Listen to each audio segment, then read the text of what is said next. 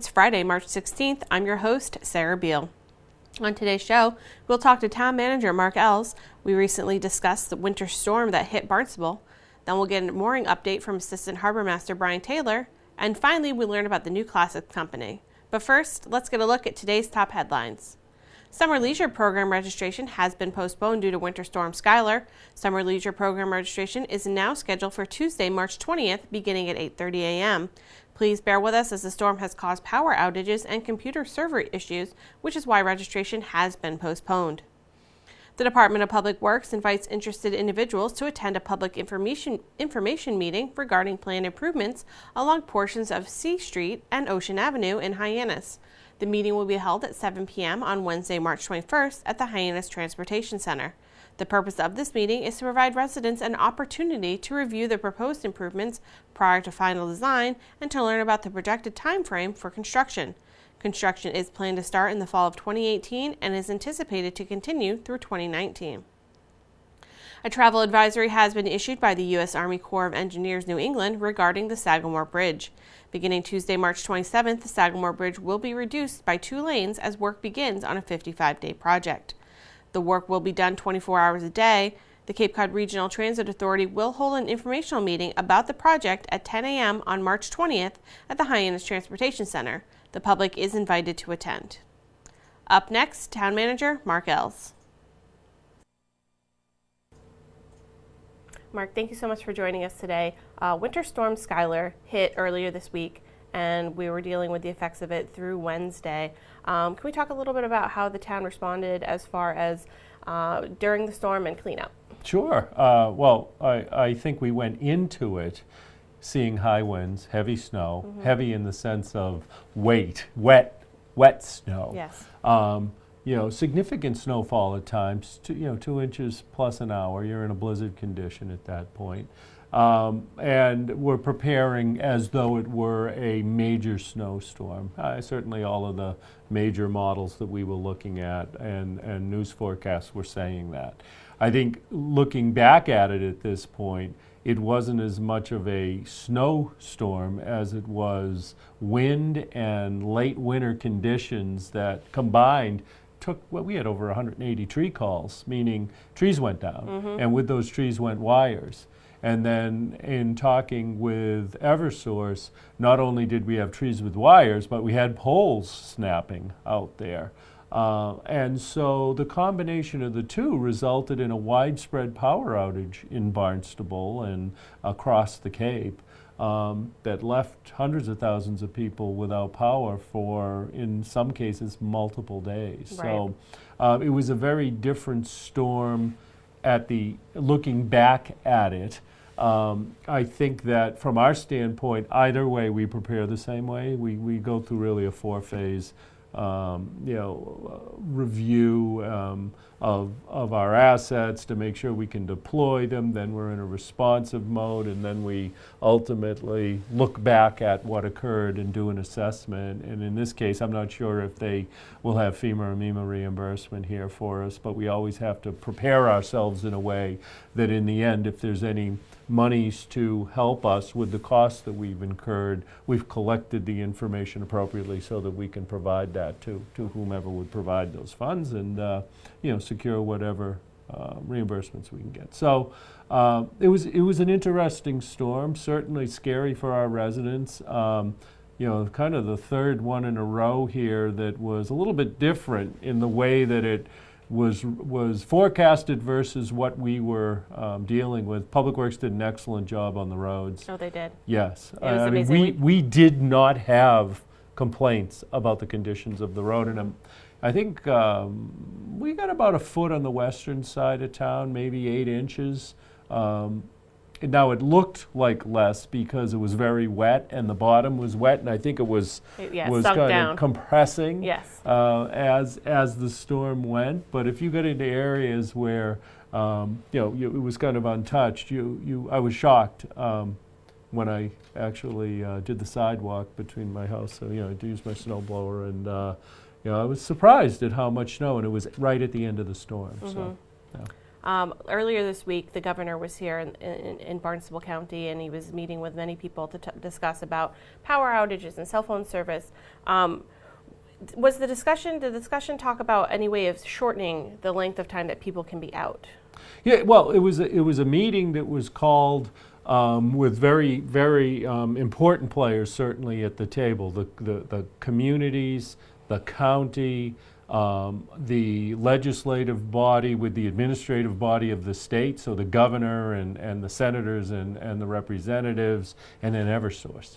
So from that can come a very, productive discussion about doing exactly what you just said, which is, okay, yeah, we can weed through all of the issues, et cetera, but how are we going to get power on more effectively when we have a situation like this? And that was really that's what I went into that meeting hoping we would be able to discuss. We did discuss that. We actually had the conversation relevant to, or I had the president of Eversource sitting next to me. So though most of the, it ended up having a lot of press there, so there were a lot of questions from them, and then each of the reps, the governor, and then each of the reps, and then Matt Beaton, who's the Secretary of Energy and Environmental Affairs, talked about the vulnerability assessments that we should be doing as communities in Massachusetts that they can help fund. But it became more of a dialogue. I got I gave the president of Eversource my card, and we began to talk, and then we met afterwards. Mm-hmm. And so we got to what you were asking about, which is, okay, on the ground, how are we going to get the power on quickly after this occurs? Right. It seems to be taking multiple days, and the type of storm that we experienced this week, though it doesn't happen every season, certainly happens. I mean, I worked through many of those events, mm-hmm. and so we had that conversation. We talked about how we're going to better clear vegetation that's in the power lines, how we're going to talk about the process where when a pole goes down. In Barnstable, too, it's even more unique. Now, unlike other communities where Eversource does the power, Verizon owns the poles. You need to have a dig safed, and we're involved. Mm-hmm. It involves our engineering, DPW, involved in that. So you got 4 people involved. And how do we streamline that process? So it's not a matter of, are you going to replace? Yeah, you're going to replace the pole. Right. How do we do it in an effective manner so that they can get to the pole?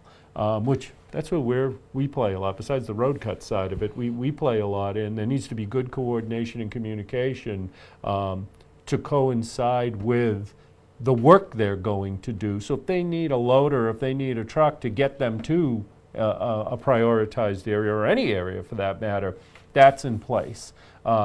Then looking internal to themselves, and with Verizon, I believe they actually have the ability to replace poles and charge back Verizon for the poles, but making sure that process is working. We don't want to get in a situation where they're sitting waiting on poles. Right. In 2005, that actually had occurred, where we were waiting and they were there and the poles weren't there. Right. And so the power was still down. Yeah. And so that is the sort of discussion that should occur post-event, any significant event, to say, okay, here's how we did it. It'll be a short discussion if everything went well and you minimized or you efficiently restored power. If not, it becomes a longer discussion. Vegetation clearing, though, is a big issue, mm-hmm. and we really need to collectively, but by collectively I mean the towns, Eversource, the state, sit down and say, okay, how are we going to do this? How are we going to inform our public? Because when you start talking about trees, people get very sensitive about trees. Mm-hmm. When you start talking about trees that fall on certain roadways where there are certain jurisdictional issues about removal of trees, it even gets more complicated. Mm-hmm. You don't want to do that during a storm event. You want that all established. Actually, they want to coordinate with Eversources. They want to coordinate ahead of time with the towns better so they can go out and clear vegetation appropriately along our roads. Mm-hmm. And so that was a conversation that I got to have with the Eversource person, and He gave me his contact, and we're going to follow up and get our DPW together with his, vegetation department, division, I think it's a division, and start to talk about the logistics of how we're going to do that. So from that standpoint, that was a good outcome that I had hoped to be able to have that conversation. Wonderful. Yeah. I think it's important to have everybody on the same page and to take a storm like this and see what you can do better. Every storm is a chance to look and see how it went, how everything went, and what can be done to make things better for the next storm. Right. And it's always there's always room to grow, and there's always room to be better about things. So absolutely. I think communication too, not just communication to let people know where we are, and that was brought up at the meeting, that the kind of the generic, okay, well, plan for multiple days scares the heck out of people. Yeah. It may be realistic, but you want to kind of weigh, will it really be multiple days, or is that just a safe answer? Right. Because the way that a resident responds, may be very different than if they say, okay, it's really probably 24 hours that I'm looking at here, maybe 30, as opposed to 72 hours. Right. Big difference in, how you're going to plan for that, So that was discussed as well. And then any opportunity to meet pre-storm, outside of the storm, not even in anticipation of one, so that we can better coordinate. That's critical. That's critical so that we can be as efficient when we get to that. Hey, how are we going to get this on as quickly as possible? This being power. Yeah. Yeah. It's important to have. Safely too. It's got to be safe, Safe. and we got to do it as efficient as possible. Exactly. So, Mark, thank you so much for joining us today and chatting about thanks this. for having me. I really appreciate it. Okay. My guest today is Mark Ells. He's the town manager here in the town of Barnstable. Coming up, we learn all about the new Classics Company, but first, let's get a mooring update from Assistant Harbor Master Brian Taylor. Brian, thank you so much for joining us today. We're going to talk about moorings, and I know that the mooring renewal time period has passed, but you can still file for your mooring late, correct? That's right, Sarah. Thank you for having me on the show this morning. So applications can still be renewed. However, there's a $50 late fee, and they have until March 30th to bring that into the office. Okay. So if you haven't renewed your mooring application, make sure you get it in by March 30th. It does have a $50 late fee, but just make sure you bring it into the office or mail it in to us with the extra fee attached. Okay. What happens to the fees the moorings that don't get renewed? So if a mooring's not renewed, in order to get that mooring back in the future, you'd have to go to Waterways and state your claim for why you didn't renew it. Sometimes there's hardships in families and they don't have the time to do it, or something comes up. So you could go down that avenue, but you could potentially lose your mooring, and it would go to the next available person on the waiting list. Okay, so if you have a mooring and you have not renewed it yet, now is the time to do it. You have until March 30th. There's a $50 late fee, but they can get in touch with you at the Marine Environmental Affairs office if they have any questions. Okay, applications are still being processed and they're being sent out. Also, the mooring wait lists, I know there was a drawing for that a couple weeks ago, and that list is available on the town website. Yeah, we posted that on the town website, and you should be able to check your spot, and you can give us a call if you have any questions pertaining to that. Applications, like you said, are still being processed, about at 1,600 right now. I have 2,309 moorings that I permitted last year, so I'm still busy permitting the moorings, and we mail them out as we're done and the check clears.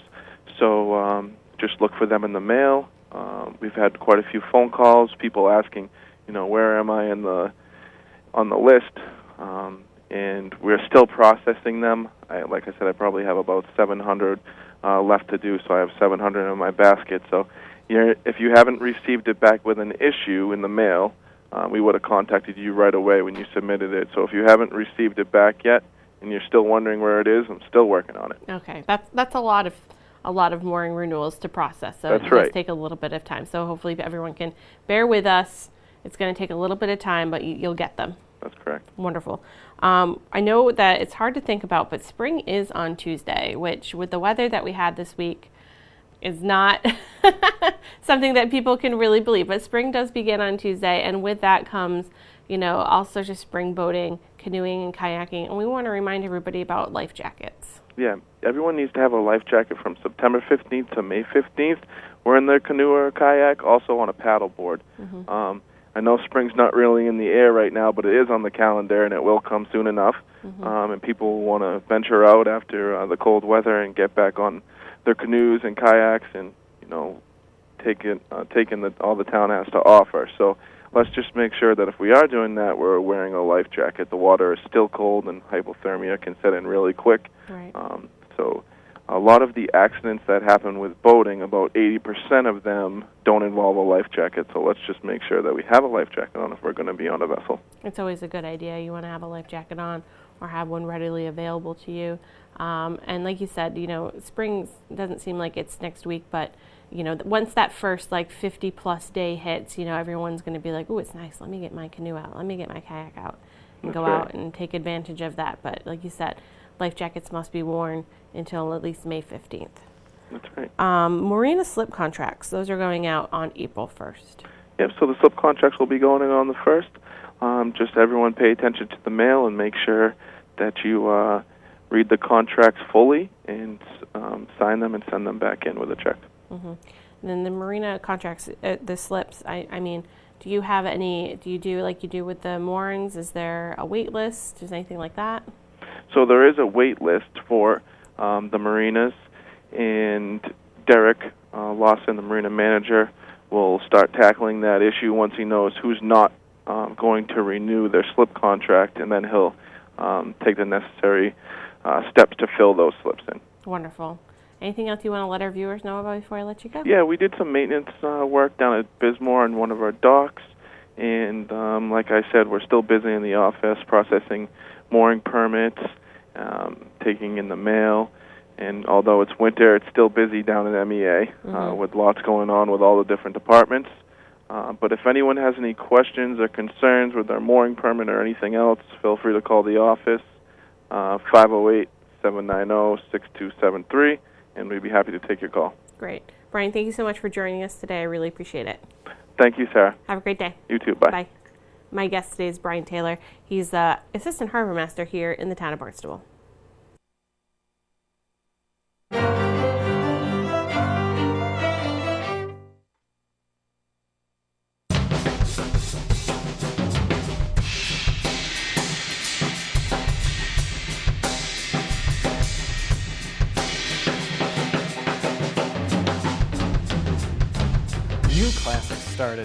New Classics started in 2013. For a very long time, myself and my two friends from college, Justin Gray and Brett Burkhardt, we'd always talked about starting our own theater company, and we came up with the idea. We wanted to, it was sort of a selfish thing between the three of us. We just wanted to put on a show together.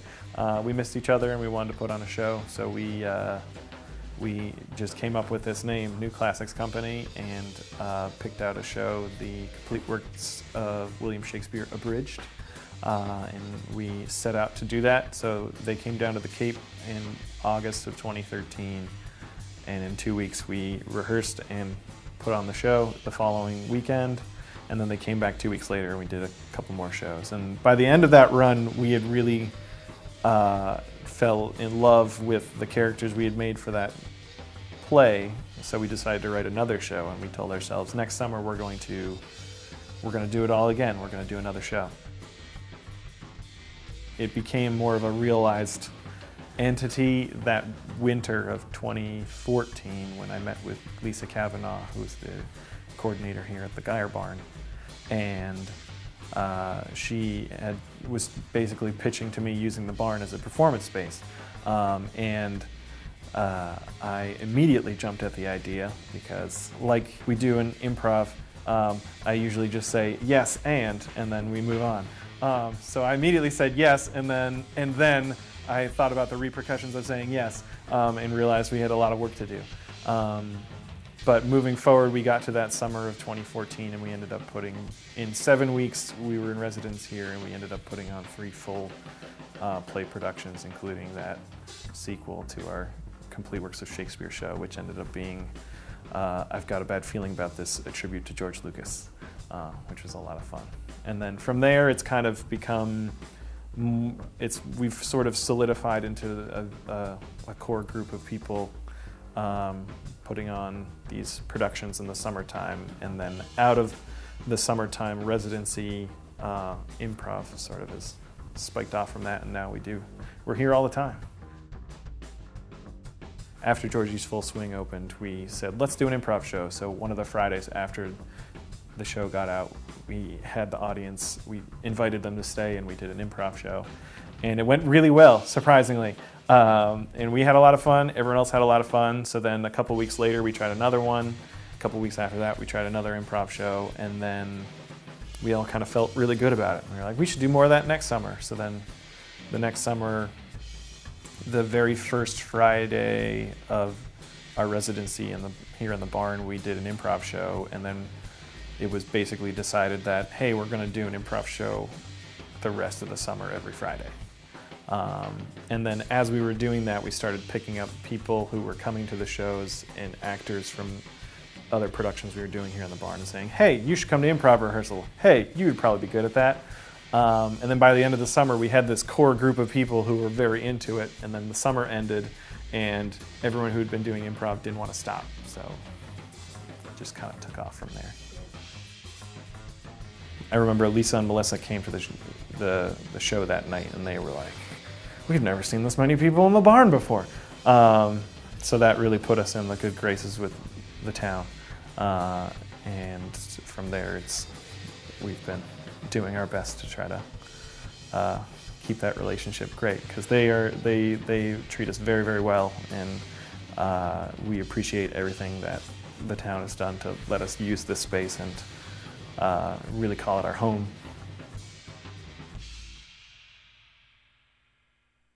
Improv is just short for improvisation. You know, it's just spontaneous creativity, which can be a lot of fun when you channel it into games and exercises as a team. So it can be defined a lot of different ways, I guess, but what we do here is we essentially play games and make up scenes off the tops of our head. On Friday nights, we take audience suggestions based on prompts given from a host, and our players will step forward and play a game based off those prompts. And all the games have different rules and different formulas. Some people might recognize them from a program like Whose Line Is It Anyway? But there are a lot of games that we've made up in-house that I'm actually pretty proud of quite a few of our own original ideas that keep everything fresh and new, because that's really the challenge, is making up something over and over again, but every time making it different and exciting and funny, hopefully. As you can see, throughout the wetlands there's a deep rumbling of a low pressure system. I got involved through free workshops that New Classics was offering, specifically improv workshops. I came in, played a bit, and they said, hey, you should start coming to our Tuesday night rehearsals. So I did, and after some time, there was kind of just not really a gap, but a need for someone to kind of step up and start really running the rehearsals and the Friday night shows, and I just kind of fell naturally into it.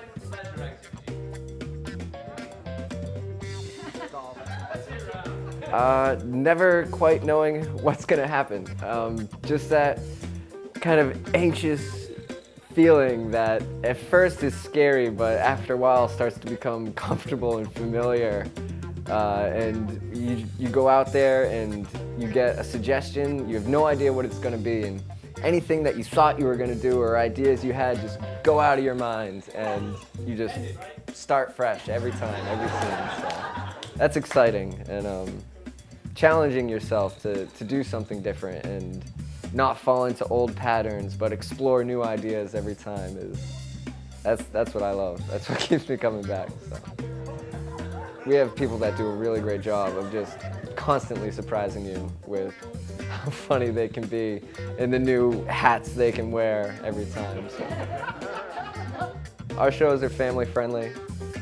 We really strive and I emphasize greatly, we want to get to the heart of what makes everybody laugh.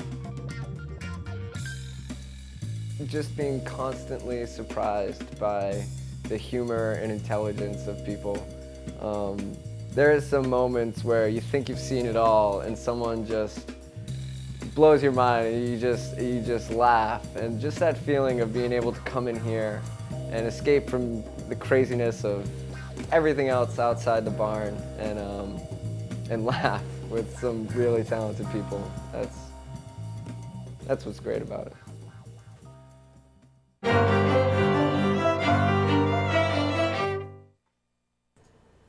Now let's take a look at next week's board, committee, and commission schedule.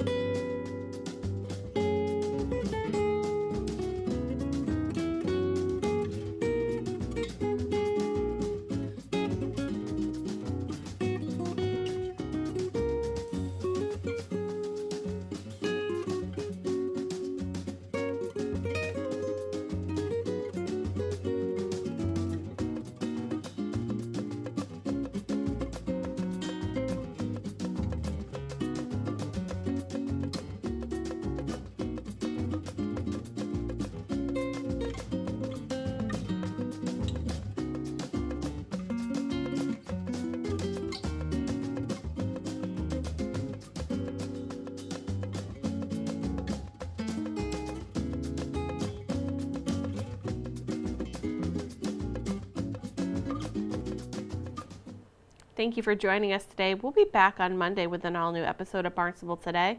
On Monday's show, we'll learn all about the Mercy Otis Warren Cape Cod Woman of the Year Award, and we'll talk to Vanna Trudeau of Cape Cod Community College about the upcoming production of Urinetown. For Barnstable Today, I'm Sarah Beal.